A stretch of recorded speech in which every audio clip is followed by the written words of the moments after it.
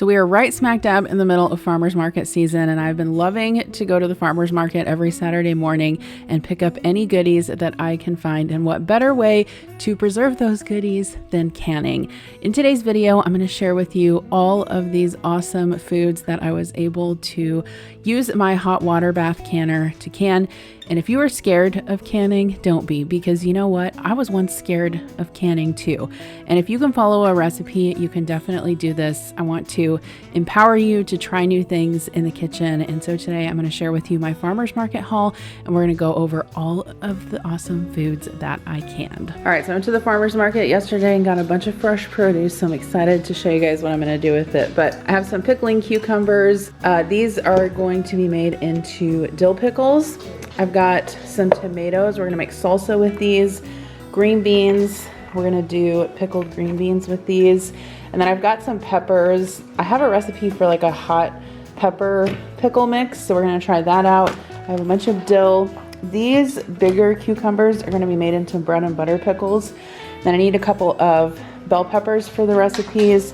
I got this big onion at the market, as well as this super flavorful garlic. I actually got some of this last week and it's so much stronger, and like, I don't know, it just has like a way better garlicky flavor than the stuff that you buy at the grocery store. I picked up some cauliflower at the grocery store and then some other stuff that I needed. Vinegar, fruit pectin. I forget what this is for. I'm not sure if I'm gonna use that, we'll see. Rice vinegar and some lime juice. So there are two cookbooks that I'm going to be cooking from today, both of which I highly recommend if you want to get started with canning. The first one is Foolproof Preserving by America's Test Kitchen, and the other one is The Complete Book of Home Preserving by Ball. Both of these have no-fail recipes that I've tried multiple times, and I also wanted to talk a little bit about some of the supplies that you'll need for canning. You'll need a water bath canner, some mason jars, a funnel, probably a thermometer, and then also some lids and bands. I also highly recommend a jar lifter. I have tried with regular household tongs before and it does not work very well at all. So I kind of just wanted to go over briefly how water bath canning works, just so you can kind of get a feel for what we're going to be doing in this video. So basically, water bath canning works by boiling the water. When the water bath reaches the boiling point, it's hot enough to kill most bacteria that can cause food to spoil. So for high acid foods like we're going to be canning today, like fruits, pickles, and jams, this temperature is sufficient to ensure safety because the acidity also prevents the growth of more heat-resistant bacteria like botulism. Hot water bath canning also deactivates the enzymes that are naturally present in food that can cause changes in the color, flavor, and texture over time. So the heat from the water bath deactivates these enzymes and helps the food maintain its quality during storage.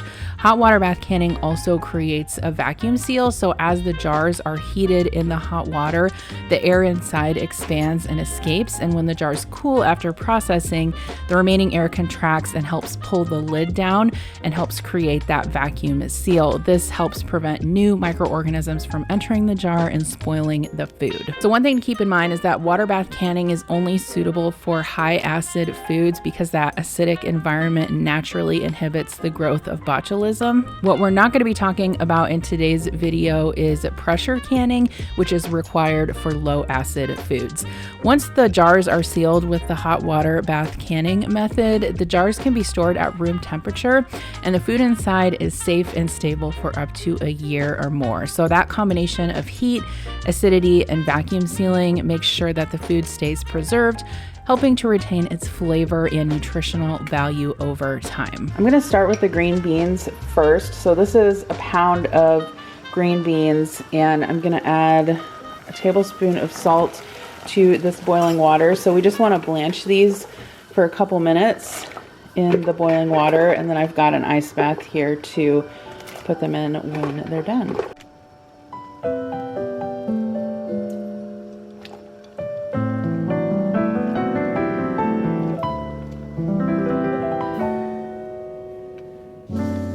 So I'm gonna go ahead and heat my jars for the beans. I should have went ahead and got 2 pounds of green beans, but I didn't have my recipe with me and I only got 1 pound. So we're just gonna do 2 pint-sized jars, and you just wanna bring this to a boil. I'll link this water bath canner down below. I got it on Amazon. It's like pretty inexpensive for the size of it, and as you can see, you can process quite a few jars in there. And I want to say it also comes with the jar lifter as well. So we're just going to bring this to a boil with the jars in there, turn it off, and let it sit while I make the brine for the beans. I've got equal parts white vinegar and water in here, and I'm going to add 3 tablespoons of sugar and my sachet that I made out of dill. So basically I chopped up some fresh dill, put it into a cheesecloth, and I went ahead and used like a lot of the stem parts too, just because we just want the flavor in here. So I'm gonna pop that in there, and then I just tied this with some kitchen twine. I added some salt and some peppercorns in here, so I'm just gonna bring this to a boil and let it steep. So I brought this brine to a boil. I'm gonna go ahead and turn it off and let it steep for 15 minutes. I need some fresh garlic for the green beans, so I'm just gonna go ahead and smash these cloves. We're gonna drop them in the bottom of the jars before we add the green beans in, and once the green beans were cool, I just laid them on some paper towels to drain. I want to take a quick break here to let you guys know that today's video is sponsored by Blueland. They make awesome cleaning products for your home, and did you know that your detergent pods for your dishwasher and laundry are also wrapped in plastic? Yes, that film around your pods is plastic, and it's ending up in our oceans, rivers, and soil. Blueland is proud to have products that are people and planet friendly because they have no plastic waste, they have compostable or recyclable packaging, and all of their products are hypoallergenic and sourced from vegan and non-GMO ingredients. They actually use no single-use plastic in any component of their products, from bottles, tablets, and wrappers, even to their shipping product. The best part is that their products are always effective and affordable. I've been using their dishwasher tablets for a while now, and they are fantastic. They work great. Their toilet tablets are also awesome, and they're proven to work on a range of toilet stains, including rust, mineral deposits, lime scale, and hard water. And the best part is that you can get even more savings by buying refills in bulk or setting up a subscription. Their subscriptions are customizable and convenient, so you never run out of your most used products. I love all of the Blueland products, but like I said, most recently I've been using the dishwasher tablets and the toilet bowl cleaner, which I have in multiple bathrooms in my house now. They actually smell great and are super effective at cleaning our toilets as well. So if you guys want to try out Blueland, I highly recommend them. All you have to do is click my link below to get 15% off your first kit. Blueland is sharing a special offer just for my viewers. So click the link in the description box below to get 15% off your first Blueland kit. And thank you again to Blueland for sponsoring today's video. Okay, so we're gonna lift these jars out and put them on a clean kitchen towel upside down just to let them cool off for a little bit. Okay, so we've got our hot, clean jars. I'm gonna add about half of the garlic to each one in the bottom. So the reason why you want to boil the jars or bring them to a simmer before you pack them with the ingredients is, first of all, to sterilize them. Okay, so we're gonna ladle the hot brine over the beans. Okay, so I'm just gonna stick a skewer down here and make sure all the bubbles are out. So we're gonna process these, but I'm gonna wipe off the rims first. Put the lids on.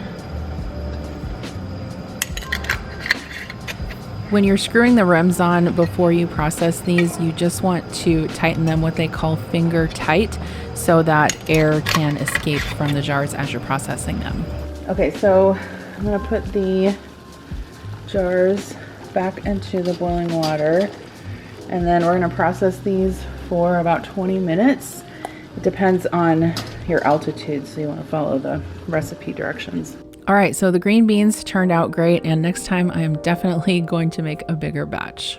This right here is 20 pounds of tomatoes that I got from the farmer's market this weekend. And we're gonna make 2 batches of this summer tomato sauce, which I'm super excited about. It looks delicious, and we're gonna can this. So in addition to my tomatoes, I will need some red wine vinegar, some fresh garlic. I also got this from the farmer's market, 2/3 of a cup of tomato paste, some fresh basil, The recipe doesn't call for it, but I got some fresh rosemary at the farmer's market as well, so I'm going to throw that in, and then some salt and some sugar. We're going to need to peel the tomatoes, so I've got a pot of water that's coming to a simmer here. I'll show you how I peel those with an ice water bath and some simmering water. And then this is my water bath canner here that I just have filled up, and once it's time to process the jars, we'll use that. Okay, so the easiest way to peel tomatoes is you just take the end of the tomato like this and you make a score mark and then another score mark, so kind of like an X on the bottom of the tomato, and then just drop it in the simmering water for literally like 2 minutes maximum. And then I'll show you how it peels. It's super easy. It works for big tomatoes, small tomatoes. For small tomatoes, you want to make sure you don't leave them in there for too long because they'll start to cook. Obviously, we're going to cook this anyway, so it's not a huge deal. And then once you take them out of the boiling water, you just put them in an ice bath like this. And I'll show you how easily the skin peels off. You just literally peel it off like that. It normally comes off all like kind of in one big piece, but I'm doing it with one hand right now. And then you end up with these peeled tomatoes just like this.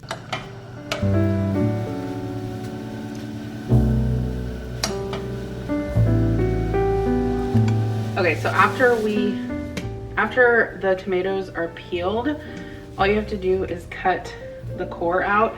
And I just do this with a paring knife. If you don't have like a lot of knife skills, don't do it this way because you could cut yourself, but I feel proficient enough.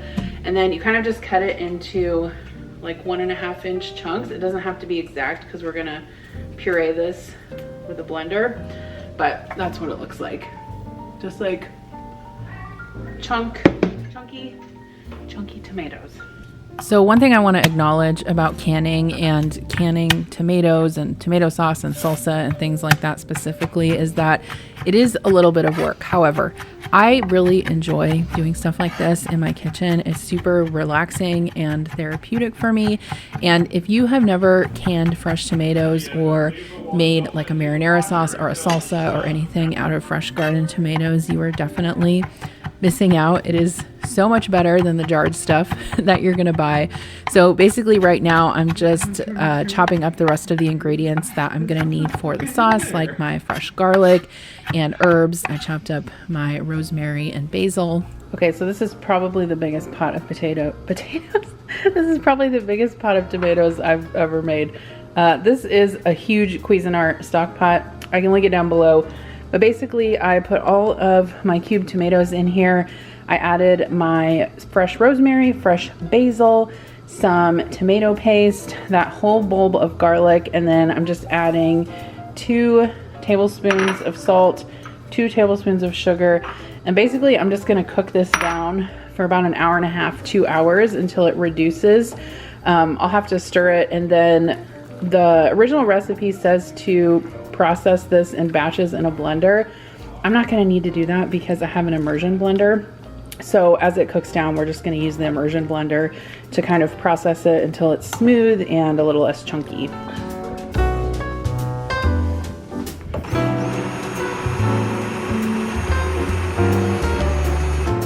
So this is what the sauce looked like after I simmered it for about 1 hour and 45 minutes. Honestly, I probably could have simmered it even longer to thicken it more, but I was running out of time and it was getting close to be a Sunday evening. So I'm gonna go ahead and heat up my jars. Now, this particular recipe made way more than the recipe said that it would. I believe I got like 16 pints of marinara sauce out of these 20 pounds of tomatoes, which was like 1.5 times what the original recipe said. Anyway, it's fine. I had extra jars on hand, and so it wasn't a big deal. And now I've got a bunch of marinara sauce in my pantry. So for this recipe, in order to have the correct amount of acidity to safely water bath can this marinara sauce, you do need to add 2 tablespoons of red wine vinegar to the bottom of each hot jar before you add the hot marinara sauce. That just keeps the pH at a safe level for water bath canning. You also will need a funnel for this recipe. They're super inexpensive, and you can also use them for other things like storing soup or stock in mason jars. I use mine all the time. It's called a wide mouth funnel. Anyway, I'll link everything I used in this video in the description box below. All of it is pretty inexpensive on Amazon. And another thing I wanted to mention also is in terms of the jars and the lids and the rings.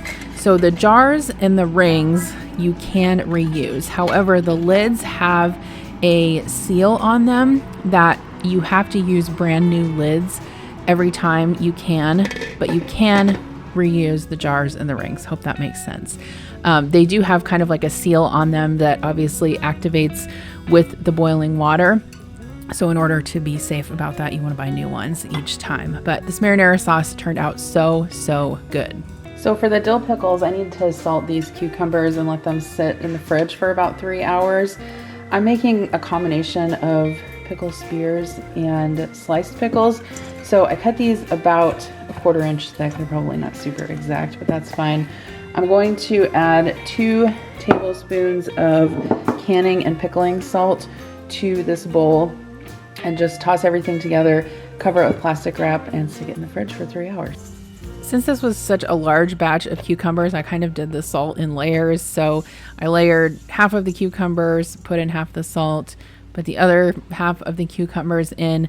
And you can purchase pickling and canning salt at most grocery stores. I've definitely seen it in my super small town. And if you can't find it, you can definitely purchase it on Amazon. You get a big container and it will last you a super long time. So for these pickles, basically you want to make a sachet with cheesecloth and some chopped dill. And this is just so you don't get those little kind of brown bits of dill floating around in your pickle jars. I also measured out my apple cider vinegar, salt, and I'm adding all of that to a pan for the brine. I'm also going to add some mustard seeds. And then basically you just want to bring this brine to kind of a simmer and then let it cool. I am adding some dill seed and then also smashing up my garlic cloves as well. So for the dill pickles, you will need something called Pickle Crisp. You can buy this basically at any store that has canning supplies, or you can order it online. Essentially, it's calcium carbonate, and you just put like 1/8 of a teaspoon into the bottom of each jar. And the reason why you want to use this is because you're going to be processing the pickles with heat, but in order to kind of still keep their crispness, the Pickle Crisp product helps do that. So once I put that in the bottom of the hot jars, along with a sprig of dill and some garlic, I'm just packing my slices of cucumber and my spears into these jars. There were a couple jars that ended up with both slices and spears, but you know what? I'm not fancy, so I don't care. And I was also sharing these with family as well, so they don't really care what shape the pickles are either. I ended up with a lot more brine than I needed for this recipe, but I just went ahead and poured it into the jars, and then I'm just using a chopstick, or you could use a knife or a wooden skewer. You just kind of want to put your skewer down the side of the jars and move around the contents so you get any big air bubbles out, and then just go ahead and wipe down the rims so that they're clean. Add your new lids to the jars and then screw on the rings, and that's it. I actually want to make more of these because I feel like 4 pints wasn't quite enough for the summer. So the key to these dill pickles is to not let the water go above around 180, 185. So I've got a thermometer on the side of the pot here. So you can see this is like, it's not even really at a simmer. Water boils at like 212 degrees. So I've just got this on like a little under medium heat, but that will help keep the pickles from getting mushy. After the pickles are done processing, you just want to remove them with your jar lifter and put them on a clean kitchen towel, or you could put them on a wooden cutting board and let them cool completely before you label them. I ended up labeling all my jars with masking tape and a permanent marker just so I could kind of preserve the lids of my jars.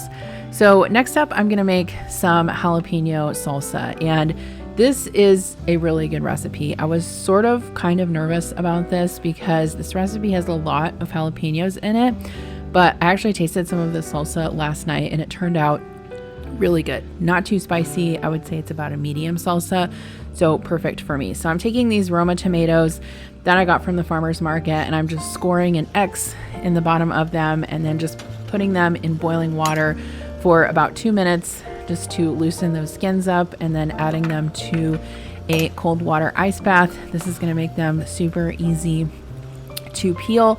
And Roma tomatoes are great for both marinara sauce or for salsa. They tend to have less liquid and seeds in them, so I find them really great for canning. But once you peel them, you just want to kind of cut the core out, and then I'm just chopping these up into about 1/2-inch pieces. We are going to cook this salsa down a little bit before we can it, but we're not going to puree it. I have made the mistake before of canning salsa and making the tomato chunks too big, and then it's kind of hard to scoop them up with the chips as you're eating the salsa. So definitely err on the side of cutting them smaller. And then we also needed some jalapenos. So since this recipe called for so many jalapenos, I did go ahead and try to remove most of the seeds just because I didn't want the salsa to be super, super hot. I like hot things, but I like to taste my food as well. All right, so for the salsa, I've got 3 cups of my tomatoes that I chopped and peeled, 3 cups of jalapeno, although I was a little bit short, so I supplemented with a few green peppers, 1 cup of cider vinegar. All right, so I added 6 cloves of garlic, some oregano, salt, and cumin, and I just have to cook this for about 10 minutes before we ladle it into the jars. So we're just gonna go ahead and cook this down per the recipe directions. It doesn't take too long.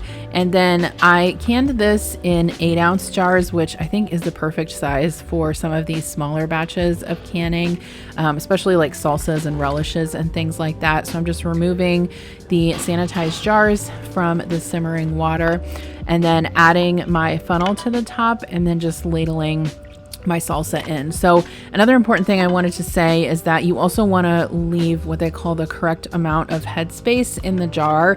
So it's going to be a little bit different for every recipe. Just make sure that you follow whatever recipe that you're using. A lot of times it'll be like 1/2 inch or 1/4 of an inch. You just want to make sure that you're leaving some room in the top to have that air escape when you are processing these in the hot water bath. So after I ladle the salsa in, I'm going to go ahead and wipe off the rims again. That is just to make sure that you have that good seal when these are hot water bath canning. So put the lids on, add the rings, and then we'll process these in the canner. I realized as I'm kind of watching this back and looking at some of the footage that I actually do have that wire rack in the hot water bath canner. So I could have actually used that to lift the jars out. But I feel like with most of these recipes, I was just doing such small batch canning that it didn't really matter. Anyway, you can hear some of these jars pop if you listen here in just a little bit after you take them out of the water bath.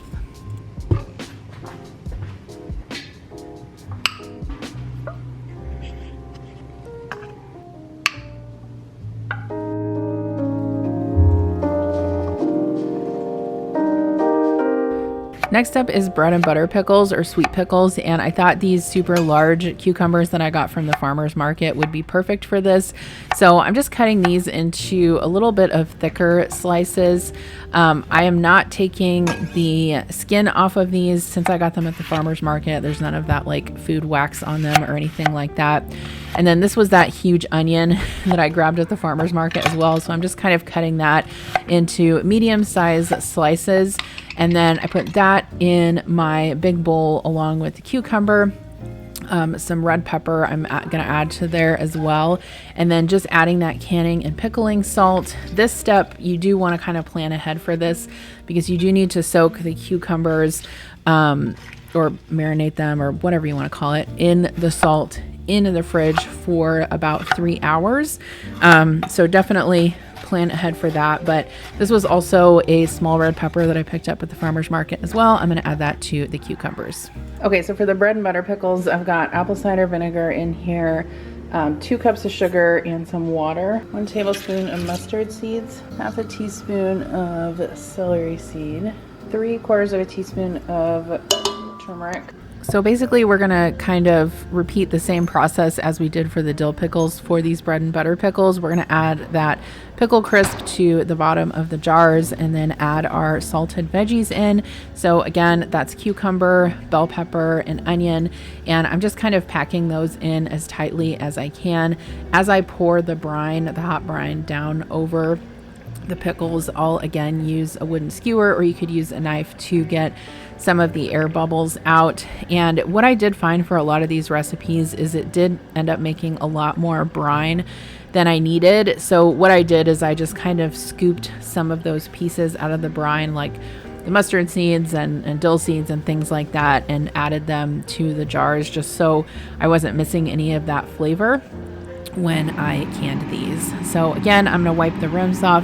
I like to use a paper towel for this, but you could use a clean kitchen towel as well. And then I'm gonna put the lids on, add the rings finger tight again, which is basically just like tightening them lightly with your hand. You just wanna make sure you're not over tightening them, because if you over tighten them, then that will not allow that warm air from inside the jar to escape. And again, that's what's going to contribute to your vacuum seal. And you can actually see when you put the jars into the hot water, if you kind of watch them a little bit, these tiny little air bubbles coming up out of the jars, and that's the vacuum seal process taking place. So bread and butter pickles turned out super good. Highly recommend that recipe if you like sweet pickles. Again, they're not my favorite, but I do like them on occasion. Okay, so my husband actually brought home some corn from where he works. They actually have a community garden where he works, and so lots of times in the summer he'll bring home sweet corn and cucumbers and sometimes peppers and tomatoes, just depending on what they have for that year. So I'm gonna make some corn relish. This is out of the America's Test Kitchen Preserving Cookbook. This turned out super good, and I'm really looking forward to having it on salads and grilled salmon and things like that this summer. But basically, I just took all of my corn kernels off the cobs. I like to just put a little bowl upside down on a sheet tray and then cut the cobs off, and that basically catches everything. I had a little bit more corn than I needed for this particular recipe, so I actually added that to a pico de gallo that we had with chips for dinner. But I added the corn to a measuring cup, and then you'll also need some poblano peppers. I went ahead and picked these up from the grocery store because I couldn't find any at the farmer's market, but a lot of these ingredients obviously you could probably get from your local farmer's market. It kind of just depends on how large yours is. I also cut up some onion, and then these are just some red jalapeno peppers. I was able to find these at the farmer's market as well, so I'm chopping those up and adding them to my mix of veggies. I'm gonna go ahead and measure out my apple cider vinegar. That is what the brine calls for in this particular recipe. I'm gonna add some sugar, some salt, some cumin seed, and some coriander, and just bring that to a simmer. And you really only have to cook the corn and pepper mixture for about 5 minutes in the brine before you pack it in the jars. So this one is pretty easy. Basically, I added my onions and peppers to the brine, cooked that for 5 minutes, turned the heat off, added the corn kernels, and just let that sit as I was getting everything else ready. So this is, I would say this particular recipe, it's not like a corn salsa that you're gonna get from like Chipotle or something like that. That's more of a sweet salsa. This is a corn relish, so it's more vinegary. It does taste good with chips. I did try it with chips, kind of like a salsa, but I think it's more meant to add as a relish to like a piece of grilled meat or something like that. The cookbook actually shows it on salmon, which I think would be really great. So same procedure with these, just packing it into those 1 cup jars, and I'm going to process those. Again, I really like this size jars for things like this. You do want to be careful to, especially when you're canning, that you do follow the recipe and you follow the particular size jars that they're telling you to use for that particular recipe, because sometimes it does make a difference, and I don't want you guys to be like scared of canning or anything like that. Obviously, if you follow all of the instructions, you're going to be fine. But this corn relish turned out great. If you like corn and you have extra corn for the season, I highly recommend you to try this. So I actually did all of this canning over several weekends, but it was so fun and I really wanted to share it with you guys so that you can be less intimidated. Let me know in the comments below if you like to can in the summer, or if you haven't tried it yet, if you want to try it in the future. It's something that I find super fun. Thanks for watching, and if you want to see my last meal plan video that included an Aldi haul, you can click on this video right here.